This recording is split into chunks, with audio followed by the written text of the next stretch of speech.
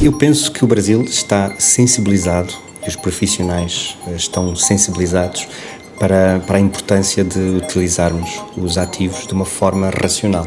Paulo, que veio de Portugal para compartilhar conhecimento aqui conosco. Estamos finalizando aqui mais uma capacitação promovida pelo Confea e pelo CREA Santa Catarina com parceria da FGV. O trabalho todo técnico que se tem numa infraestrutura, por exemplo, como uma habitação ou um centro comercial, e trazer isso para o posto. Não é nada por ali além.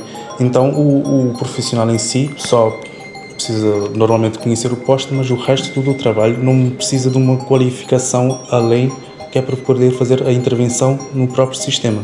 A utilização de um Smart Lamppost é altamente eficiente porque concentramos serviços que hoje estão espalhados por diversos pontos num só local. O que precisamos para trazer essa realidade, essa inovação aqui para o Brasil?